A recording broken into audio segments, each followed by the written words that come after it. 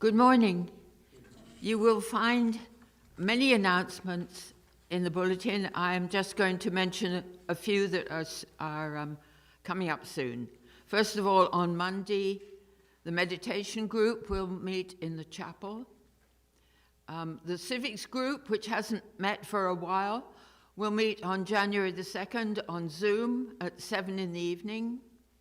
The Tuesday morning group, that will be on Zoom on the 1st and 3rd Tuesdays of January.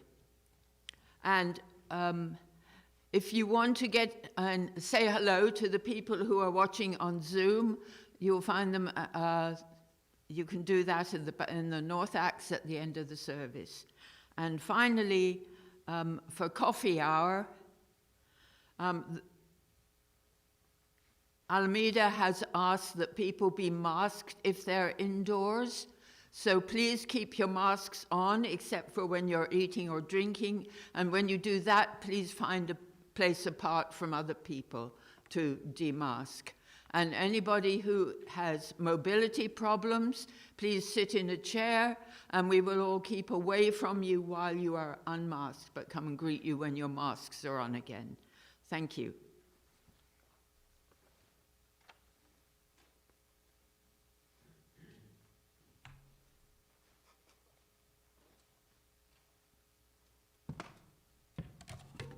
Well, the weather outside is frightful, but it's delightful that you have chosen to come here today. Thank you. And thank you to our friends out there in YouTube and Zoom land. We are grateful that you're present also. And that's something for us to remember. Even though we are few in number today here at the church, we also have friends out there joining us. So I'd like to begin this service with the words of Charles Dickens. And he said, "Welcome everything. Welcome alike what has been and what never was, and what we hope may be, to your shelter underneath the holly, to your places around the Christmas fire, where what is sits open-hearted."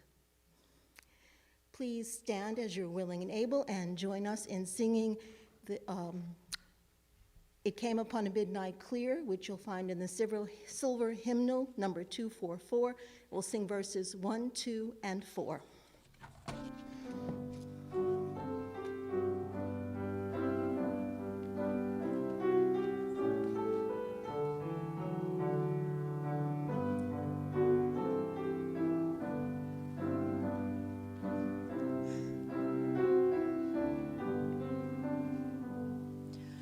It came upon a midnight clear, that glorious song of old, from angels bending near the earth to touch their harps of gold. Peace on the earth to all goodwill, from heaven the news we bring. The world in solemn stillness lay to hear the angels sing. Still through the cloven skies they come, with peaceful wings unfurled, and still the heavenly music floats o'er all the weary world. Above its sad and lowly plains they bend on hovering wing, and ever o'er its babble sounds the blessed angels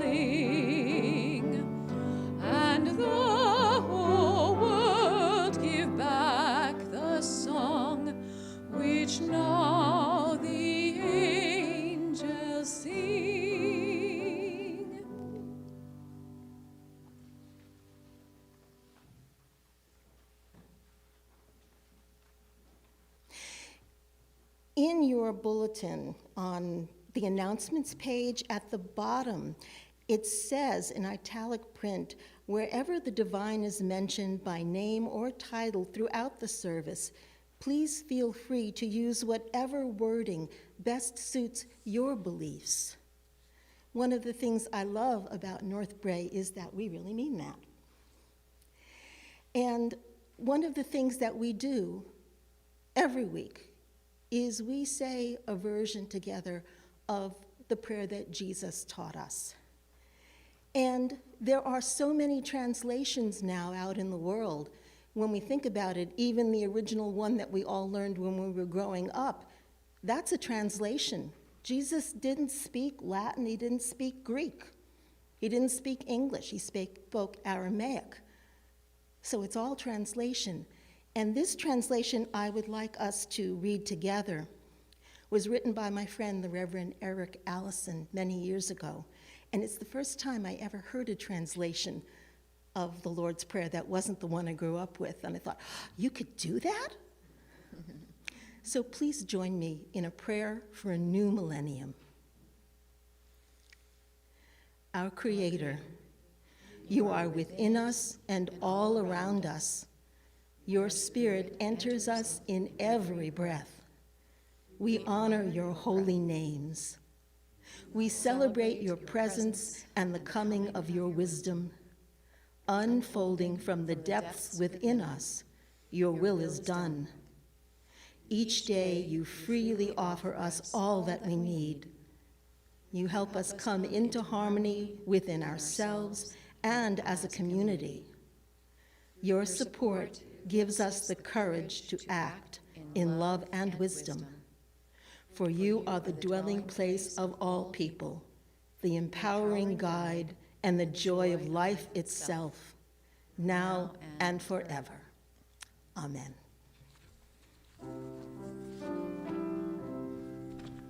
Spirit of life, come unto me. Sing in our hearts all the stirrings of compassion. Blow in the wind, rise in the sea. Move in our hands, giving life the shape of justice. Roots hold me close, wings set me free.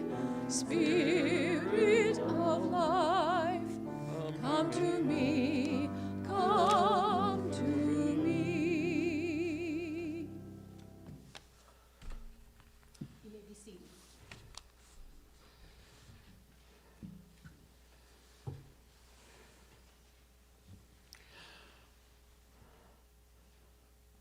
On November 1st, 1946, I had two objectives.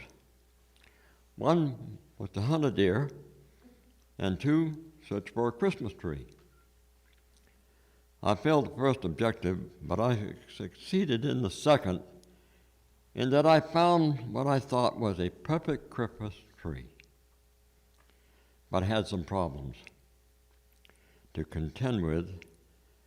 The tree was atop of a 75-foot fir tree. I would have to cut it down and then drag it a considerable distance to get it home. The nearer it got to Christmas, the more I dwelled on that Christmas tree. In my mind's eye, it was a perfect specimen. A week before Christmas, I grabbed my axe. We didn't have chainsaws back then.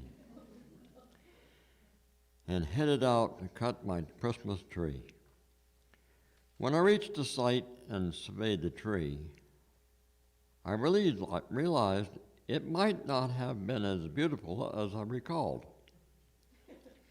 Nevertheless, I took my coat off and began chopping, chop, chop, chop, chop, until the tree fell with a swoosh, then lying on the ground, I thought this might not be a perfect tree, but it's going to have to do.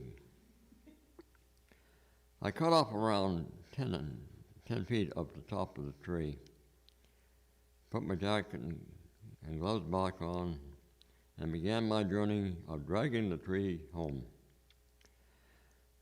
I don't know whether I was cursing from my folly or singing, "Old Christmas tree, old Christmas tree, how lovely are your branches, old Christmas tree." No song. And I pulled that old tree down the highway. I arrived home and I called my sister and let her know that I had brought the tree home. She came out of the house to examine the tree, and her first comment was, "What a lousy tree." My feelings were hurt by her insensitivity, and not realizing what I'd gone through to bring that tree home, I responded, "It's the tree we will have this year unless you want to go out and search for yourself and cut your tree and bring it home." I didn't wait around for her to go out and cut the tree, but continued to make a base for my tree and dragged it into the house and set it up in the living room.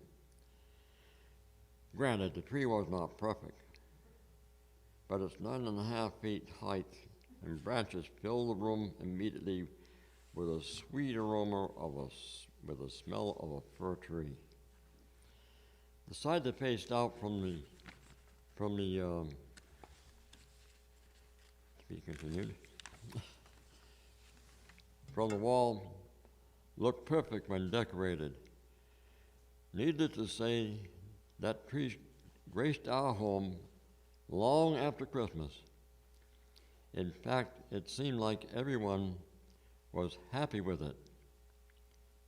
Beauty, it seemed, is in the eye of the beholder.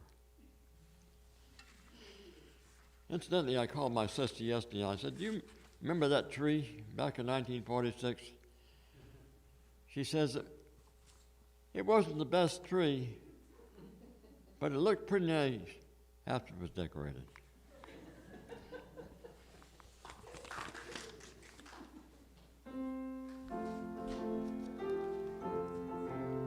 Please join us with the words in your bulletin. Oh, Christmas tree, how lovely are your branches. Oh, Christmas tree, how lovely are your branches. Not just in summer when it's warm, but all through winter's cold and storm. Oh, Christmas tree, how lovely are your branches.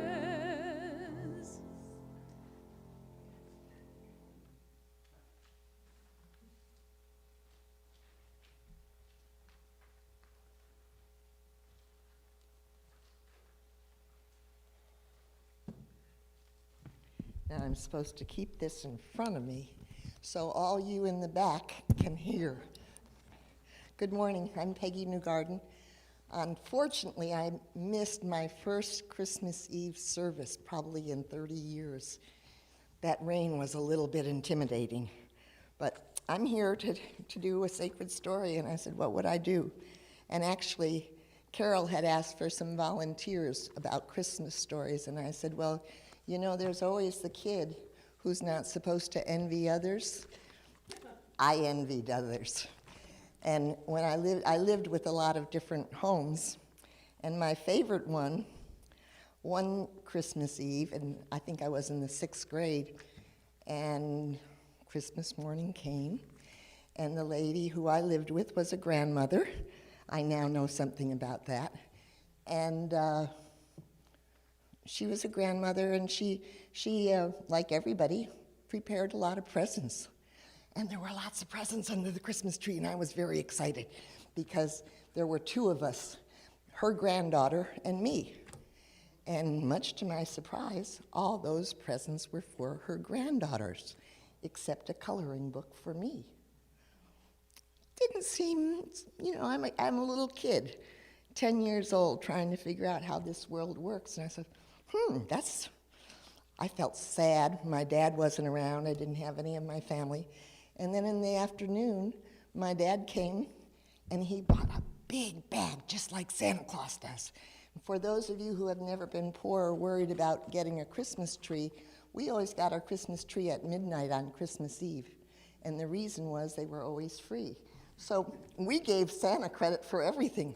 My kids don't quite understand why I love Santa Claus so much.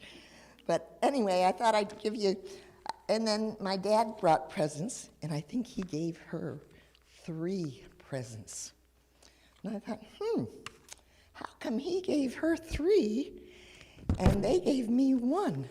So we're calculating as kids. My 4-year-old grandson is already calculating. So I got thinking about that, and I thought about maybe why Carol had invited me to do a sacred story.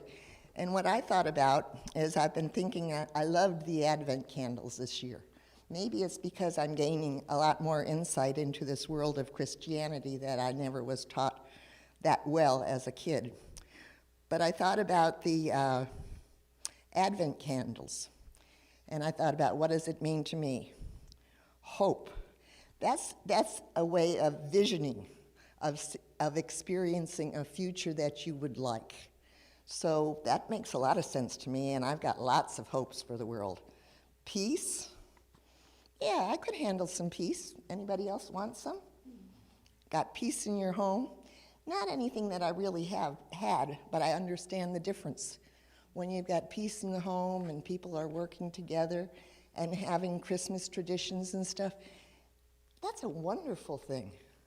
And you know what it does for me? It enables people to be calm enough to think about what could they do for the goodwill of the world.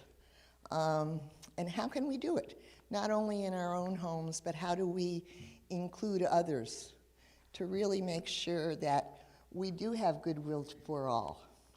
It's not always easy. I don't always have it.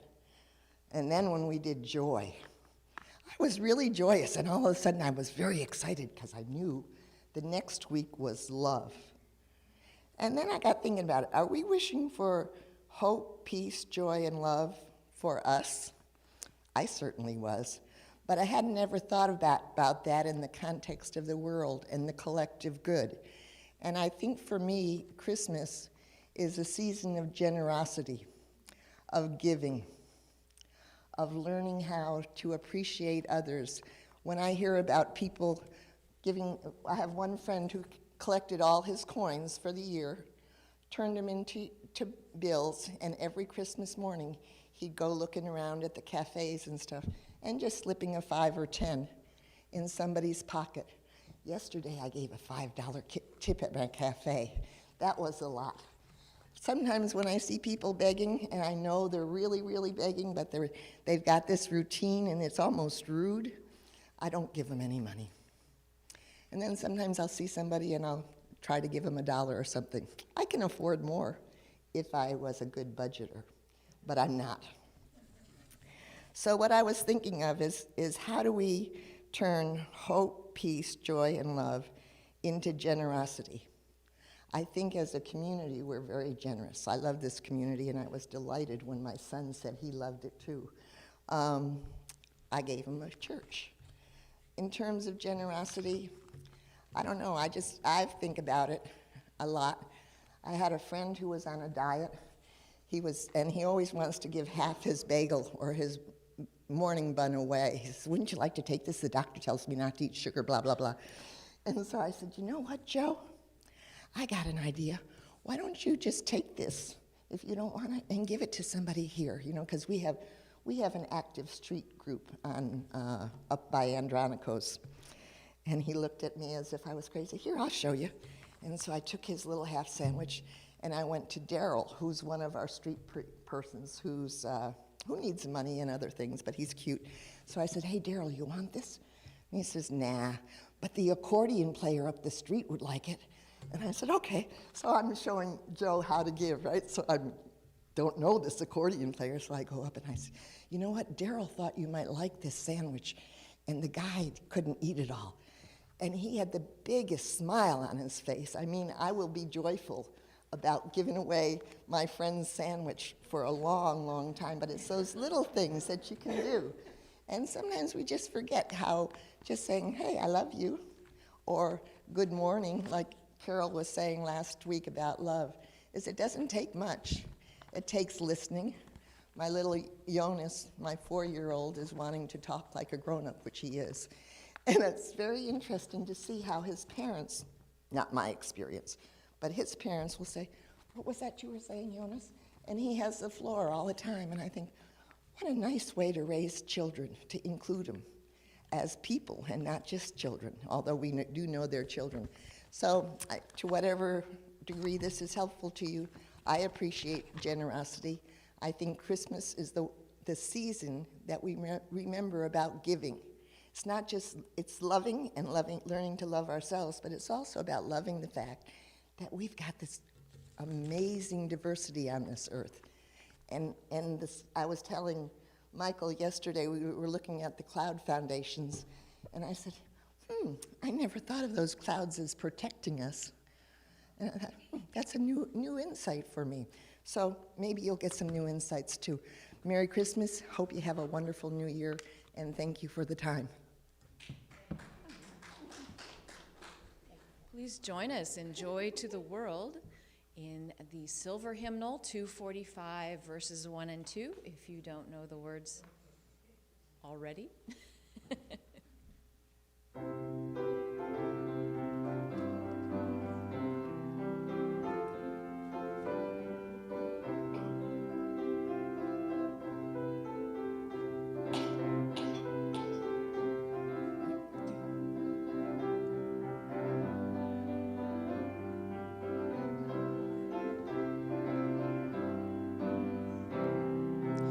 Joy to the world, the word is come.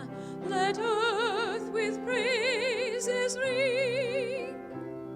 Let every heart prepare him room, and heaven and nature sing, and heaven and nature sing, and heaven and nature sing. Joy to the earth, now gladness reigns. Let hearts their songs employ, while fields and floods, rocks, hills, and plains repeat the sounding joy, repeat the sounding joy, repeat, repeat the sounding joy.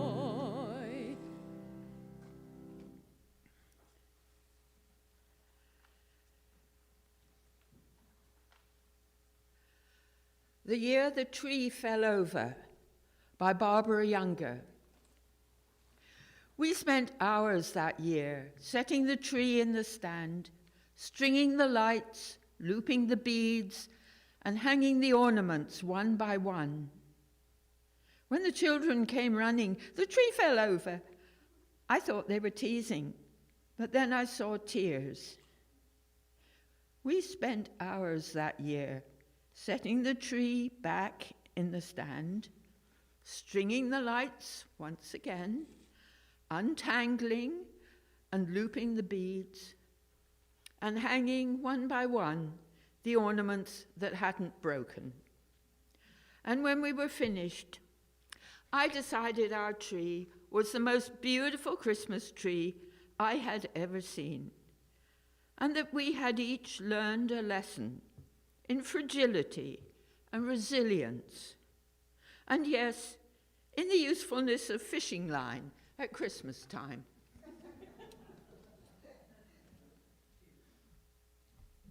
Please join us for O Little Town of Bethlehem, in the Silver Book 246, verses 1 and 2.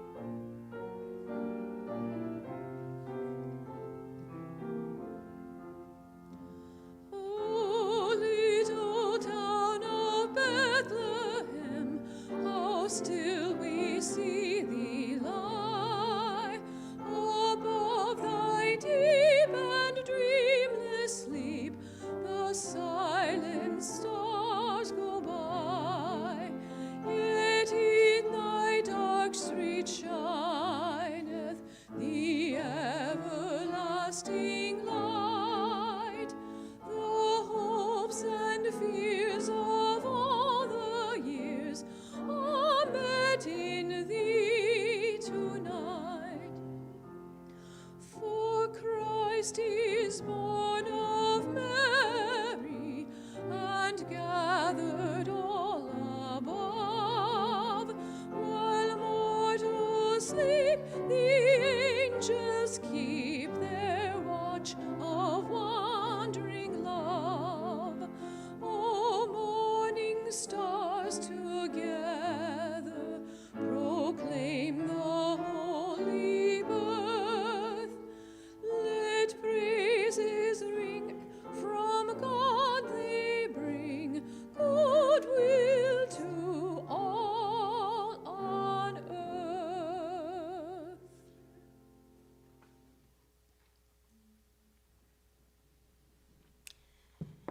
And now we have the opportunity to share of our gifts. And while we do that, we'll be singing What Child Is This?, which is number 94 in the green hymnal. There are just 2 verses to that.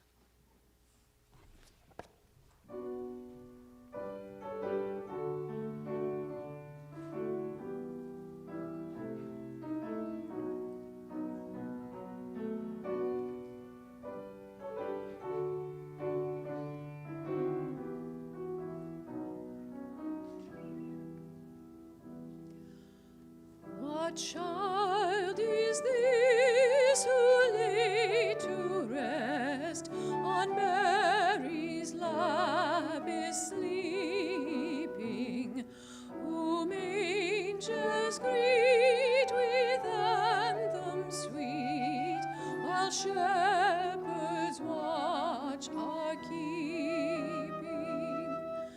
This is Christ the King, whom shepherds guard and angels sing. Haste, haste to bring him, Lord, the babe, the Son of Mary.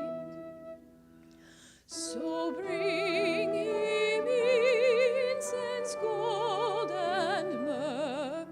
Come, peasant king, to own him.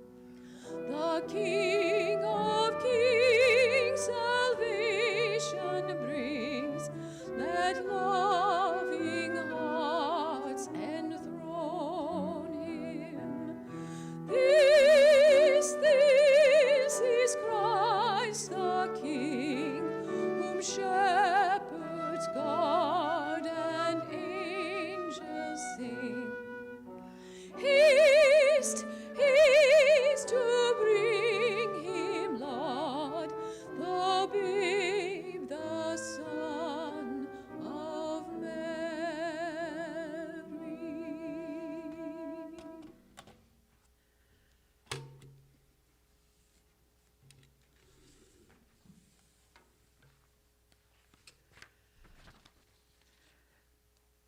This reading is called The Shortest Day, and at the end of it, there will be a quiet time for reflection. The Shortest Day by Susan Cooper.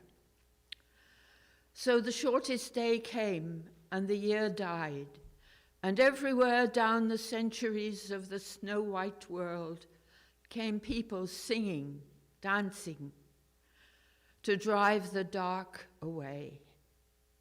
They lighted candles in the winter trees. They hung their houses with evergreen. They burned beseeching fires all night long to keep the year alive.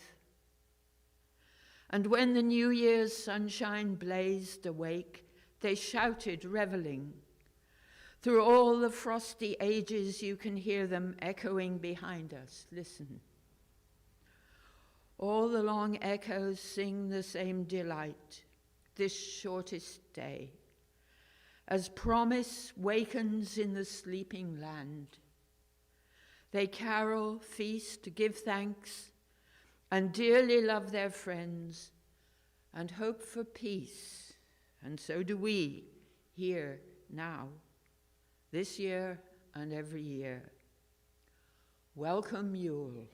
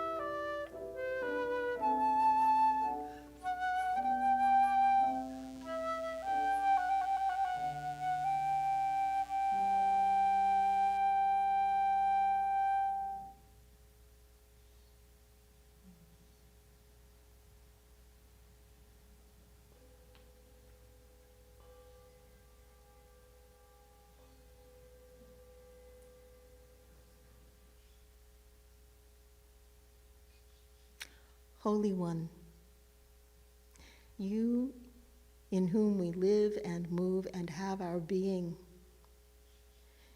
hear these prayers, both silent and spoken, and give us the wherewithal within ourselves to do whatever we are called to do to help answer them. We trust that in this world where there is so much difference and divisiveness, as well as joy and love, that somehow this all makes sense, and that we will all do our part. Blessed be. The solo this morning is Mary's Cradle song in German and then in English by Berlitz and Max Rager.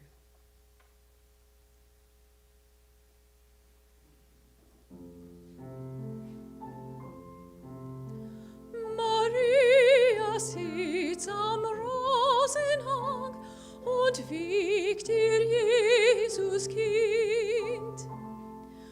Durch die Blätter leise weht der warme Sommerwind.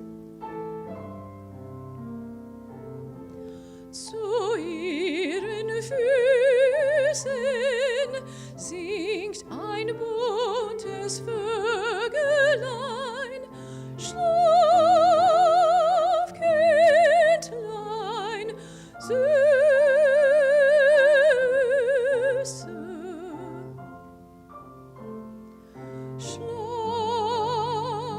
Schlaf nun ein.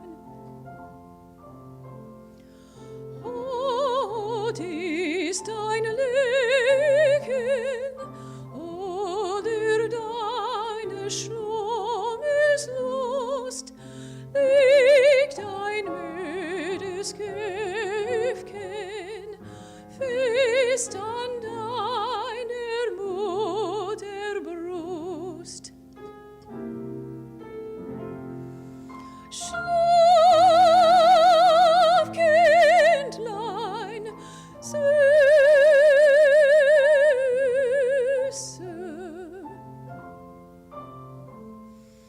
Schlaf nun ein.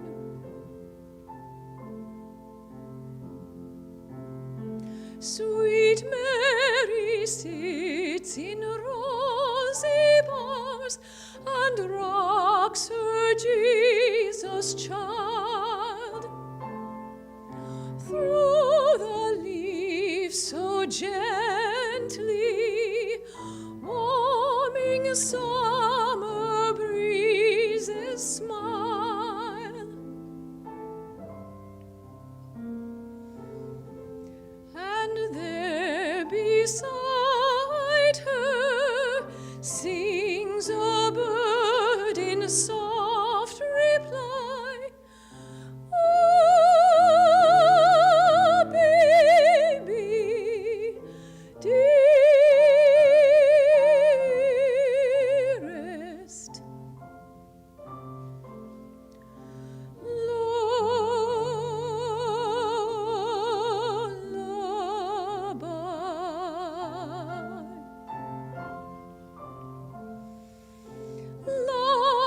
Lovely, you're smiling,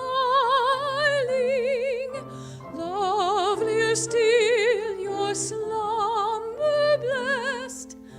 Lay your little tired head closely to your mother's breast. Oh, baby, dearest.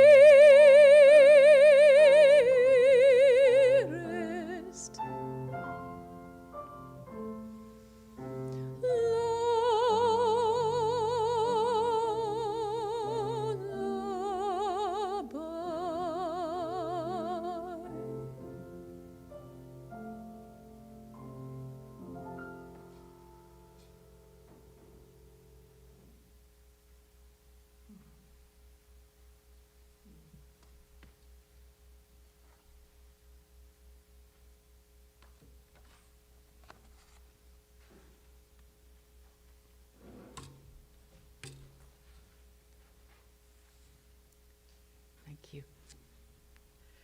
There are 3 pieces to the readings. You can find them on the back of the bulletin. The first, by Howard Thurman, is The Work of Christmas. When the song of the angels is stilled, when the star in the sky is gone, when the kings and princes are home, when the shepherds are back with their flocks, the work of Christmas begins. To find the lost, to heal the broken, to feed the hungry, to release the prisoner, to rebuild the nations, to bring peace among the brothers and the sisters, to make music in the heart.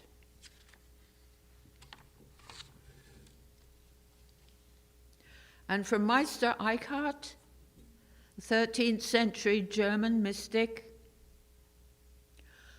what good is it?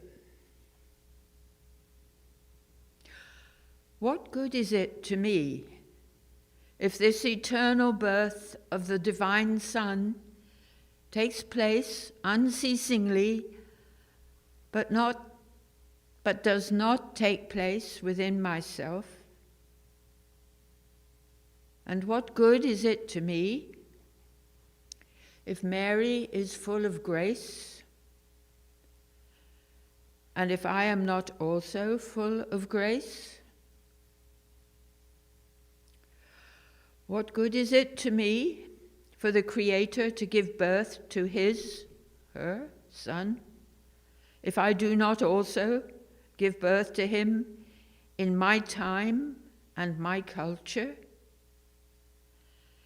This then is the fullness of time, when the child of the divine is begotten in us.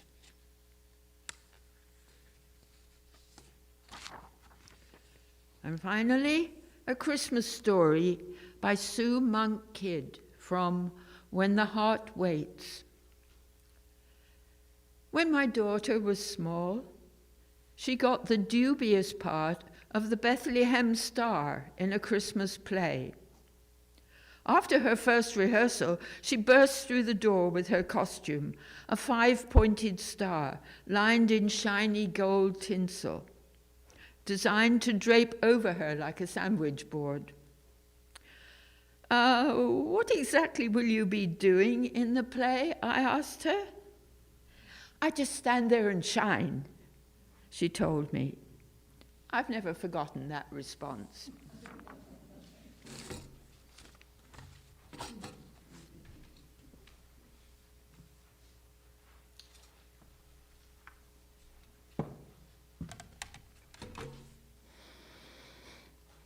Thank you, Jacqueline, for singing one of my favorite carols, and thank you, June, for reading those so wonderfully.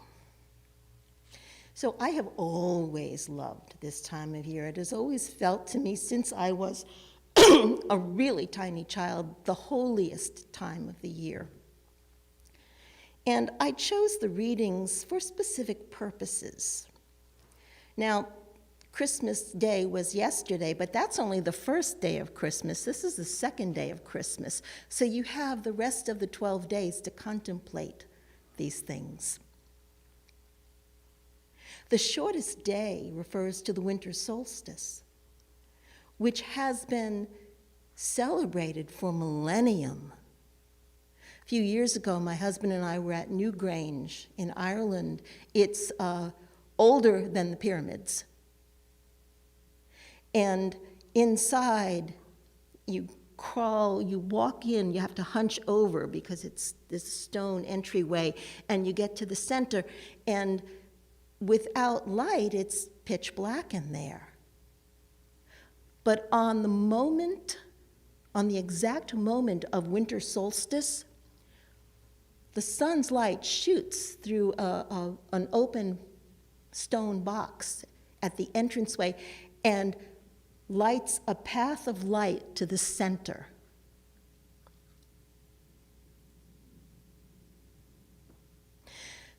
All over the earth, people celebrate the holy times of nature, and the winter solstice is one such holy time. And the early church recognized the symbolic correlation between the birth of the S-O-N and the rebirth of the S-U-N.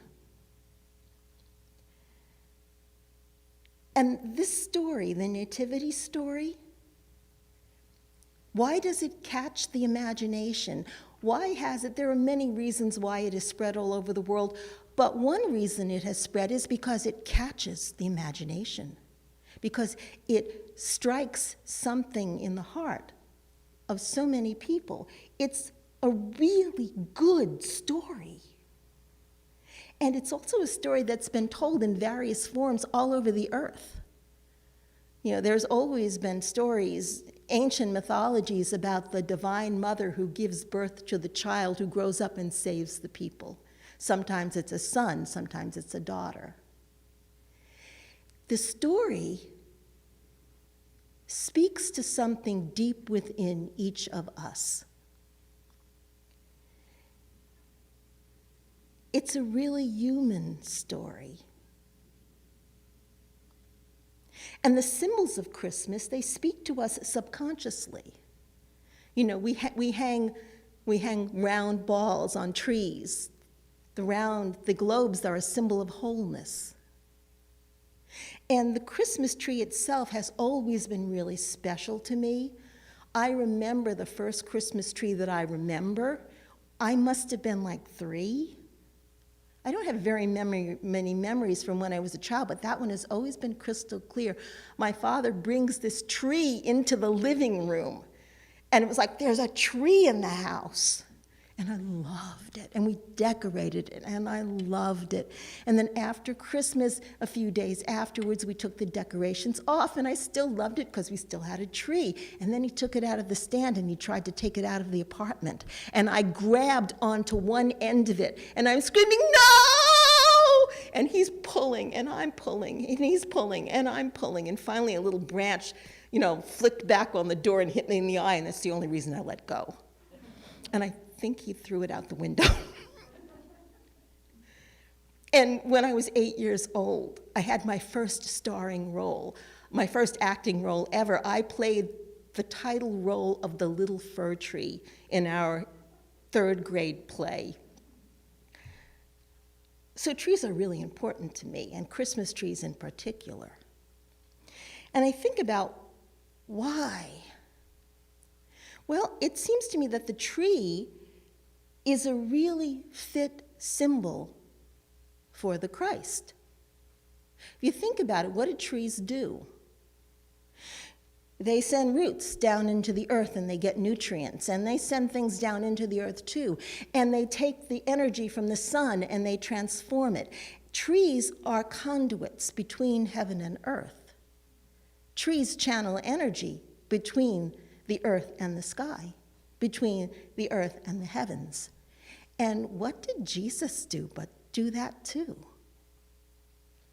It seems to me that, Jesus didn't come to be worshipped. The Christ energy that informed everything he did, I don't believe came to be worshipped. I think it came to teach us how to be with each other in the world. Jesus was a conduit between heaven and earth. And I think that each one of us is also a conduit. We are also like a tree. There's a meditation that one of the things that groups I belong to does, where you put your feet on the ground and you imagine sending roots down. You imagine yourself like a tree sending roots down into the center of the earth and drawing the energy up, all the way up until it comes out of your head. And then you imagine the sun and drawing that energy, the divine energy, down through you. And every time I do that, afterwards, I feel more centered and more at peace and more whole. And we can do that all the time. Now, Meister Eckhart asks, what use is it to me if, what use of, to paraphrase, if Jesus came 2,000 years ago and isn't come into my heart? If the divine child gets born and it's just history or myth or something that happened a long time ago that we celebrate because it's nice to celebrate, what use is that if we do not give birth to that child within our own souls, within our own hearts?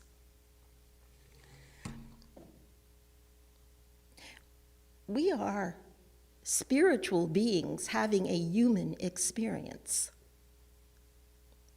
Basically, that's what Jesus did too. And Jesus also said, to quote scripture, "Greater things than this you will do." It wasn't a call to be worshiped, it was a call to follow the example. Howard Thurman gives us instructions about, well, what is Christmas really about? What is the work of Christmas after you celebrate? And one of the things I really love about listening to that is the very last line is to make music in the heart. Yeah, we have a lot of work to do in the world. And to paraphrase this, I once was in a store and there was this little book of quotes, and the cover said, "Don't forget to make music. Don't forget to sing in the lifeboats." And the Dickens quote invites us to welcome everything, even the things we maybe don't think we want. Welcome everything to be with what is. There was a movie night this past month, and we watched Galaxy Quest.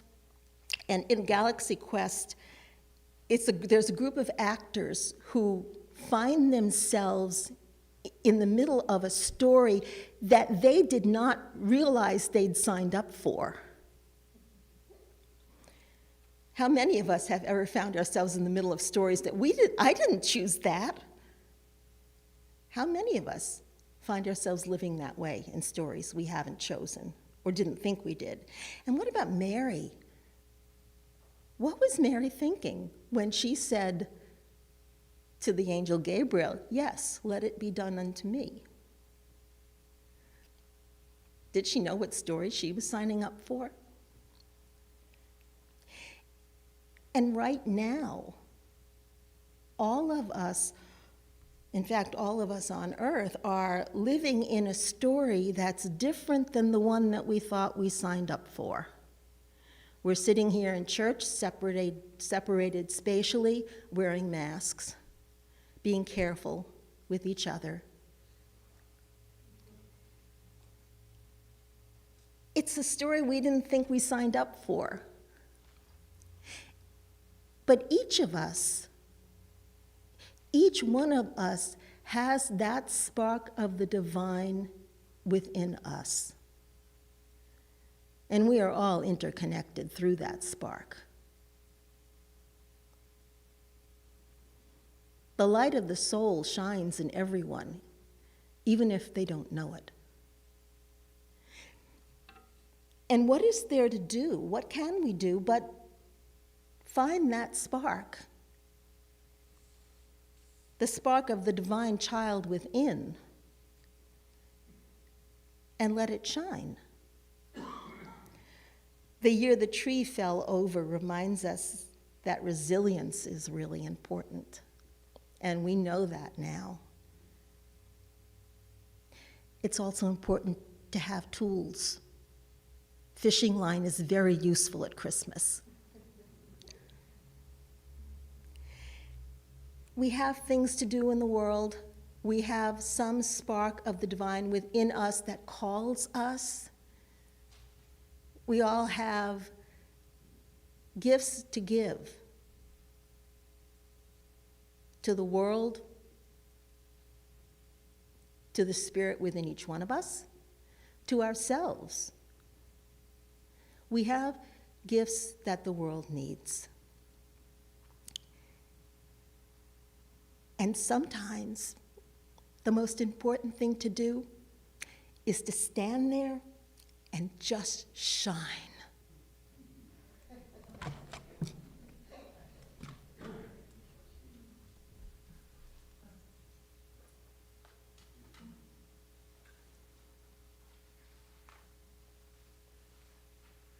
Join us for our closing hymn, Silent Night, in the Silver Book 251, verses 1, 2, and 3.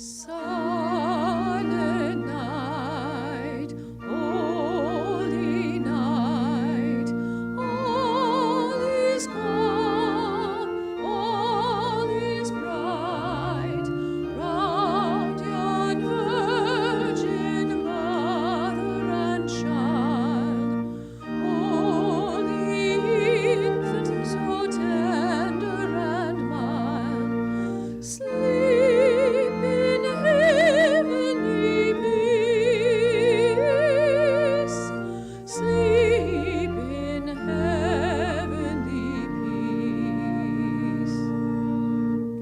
Silent night, holy night, shepherds quake at the sight, glory stream from heaven afar, heavenly hosts sing hallelujah. Sleep in heavenly peace, sleep in heavenly peace. Silent night, holy night, child of God, love's pure light, radiant beams from thy holy face, with the dawn of redeeming grace. Sleep in heavenly peace, sleep in heavenly peace.